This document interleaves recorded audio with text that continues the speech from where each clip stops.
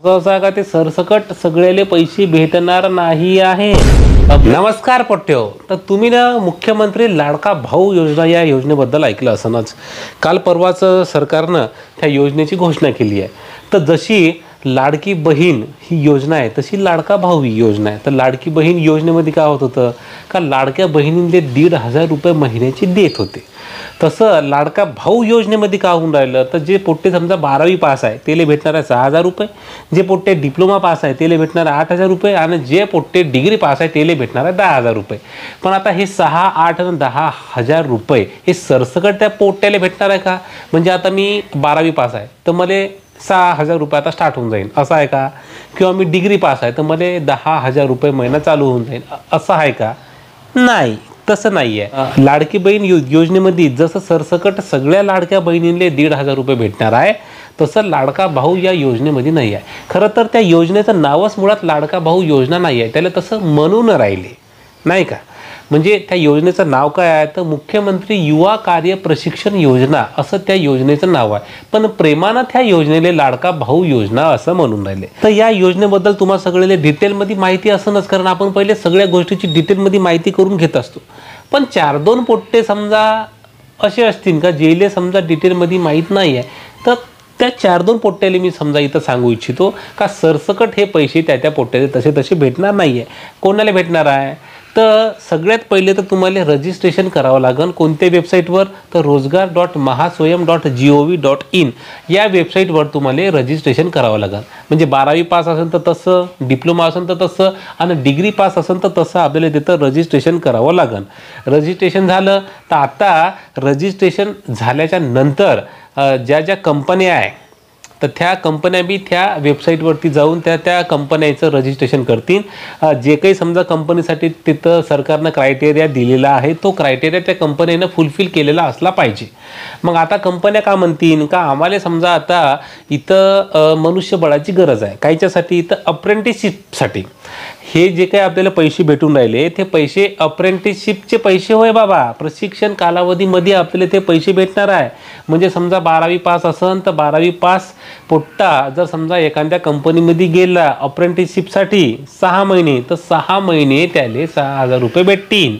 6 महिन्यासाठीच बरं, नाही तर तुम्ही म्हणसान का आता आम्हाला काम करायची जरूरतच नाही कारण 10,000 रुपये तर आम्हाला अशी भेटून राहिले।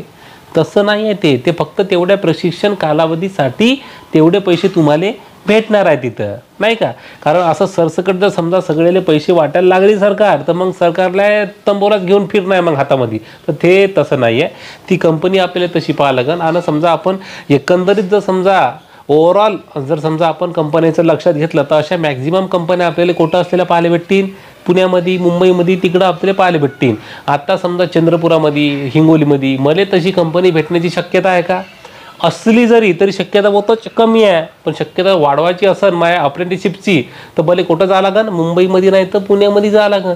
आता मी 12वी पास असेल आणि 12वी पास आता मी मुंबई पुण्यामध्ये जाऊन जर समजा अप्रेंटिसशिप करून राहिलो तर ते मला देऊन राहिले प्रति महिना किती 6,000 रुपये स्टायपंड हे देणार आहे सरकार। कंपनी आपल्याला काही देणार नाही, कंपनी आपल्याला फक्त प्रशिक्षण देईल, बाकी जो आपला स्टायपंड आहे तो स्टायपंड कोण देईन? सरकार देईन 6 महिने। आता मी 12वी पासच्या बेसिसवर जर समजा अप्रेंटिसशिपले माझा नंबर लागला पुण्याच्या एखाद्या कंपनीमध्ये, मी तिथे गेलो 6,000 रुपये मला प्रति महिना भेटून राहिले, पण पुण्यासारख्या शहरामध्ये राहण्यानं खाण्याचाच खर्च 10,000 रुपये आहे। मग 6,000 रुपयामध्ये का करत बसायचं? गवत उपटून भारे बांधायचे का? हा सगळ्यात मोठा प्रश्न आहे।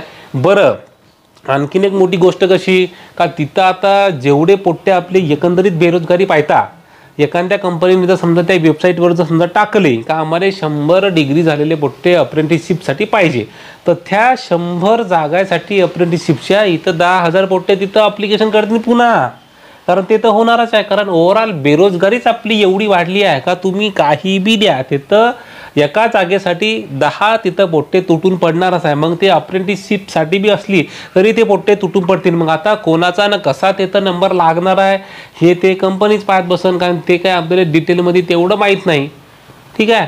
पण एकंदरीत मग 6 महिन्यानंतर पोट्ट्यानं का करायचं तर 6 महिन्यानंतर ते कंपनी तुम्हाला सर्टिफिकेट देईन का असा प्रशिक्षण कालावधी 6 महिने या पोट्ट्यानं पूर्ण केला आहे आता तो पोट्टा न त्याचं ते सर्टिफिकेट पाहत बसाले तुम्ही, कारण इथं डिग्री घेऊन आपण काय करून राहिलो तर काहीच नाही. मग आता ते अप्रेंटिसशिपमध्ये आपल्याला 6 महिन्याचा अनुभव भेटेल. मग त्याच्या बळावर मग पुन्हा आपल्याला नोकरी पाहत लंगलंग हिंडणंच आहे. मग एकंदरीत आपण नोकरीची कंडिशन पाहता तर एकंदरीत सगळ्या गोष्टी तशा मला कठीणच वाटून राहिल्या. पण हे लाडका भाऊबद्दल मला तुम्हाला सांगावं असं वाटलं का बा असं असं का ते सरसकट सगळ्याले पैसे भेटणार नाही आहे.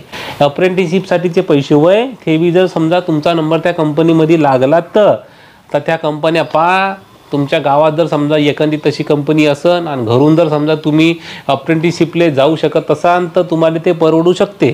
मुंबईला जाऊन अप्रेंटिसशिप करायची म्हणजे जो काही पैसा भेटणार आहे तो तुमचा राहण्यानं खाण्यातच चालला आहे. आता काहीच नाही, म्हणजे तुम्हाला उलट घरूनच पैसे घ्यायला लागतील, कारण ते तर राहणं खाणं सोपी गोष्ट नाही आहे. डिग्री झालेले असाल तुम्ही तर 10,000 रुपयात काहीतरी होऊ शकते बा. पण 12वी वाल्यासाठी तुम्हाला कंपनी घरूनच पाहणं आहे.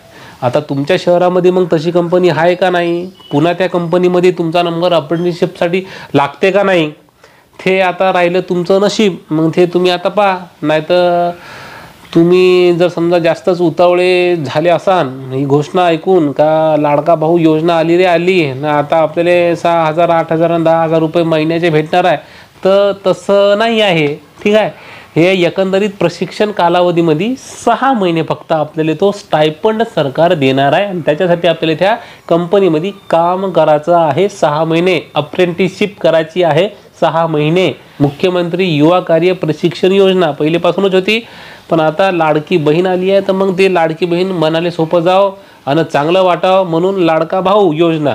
आणि आपले पोट्टे तेवढं काही डिटेलमध्ये जाऊन पाहत नाही तर सगळे खुश होऊन राहिले. तर तसं नाही भावांनो. ठीक आहे, पहिले तर रजिस्ट्रेशन करा तुम्ही स्वतःचं, नंतर कंपन्या पहा, त्या कंपन्यामध्ये अप्लाय करा. ते झाल्याच्या नंतर मग तुमचा अप्रेंटिसशिपसाठी नंबर लागला तेव्हा तुम्हाला 6 महिने स्टायपंड भेटेल. पण आता एकंदरीत या प्रोसेसला किती वेळ लागते आणि का लागते ते आता पाहण्यासारखी गोष्ट आहे. बाकी काही मी जास्त डिटेलमध्ये बोलत नाही. ठीक आहे, बाकी स्वतःच्या परिवाराची काळजी घ्या. लाडकी बहीण आणि लाडका भाऊ. जय हिंद, जय महाराष्ट्र.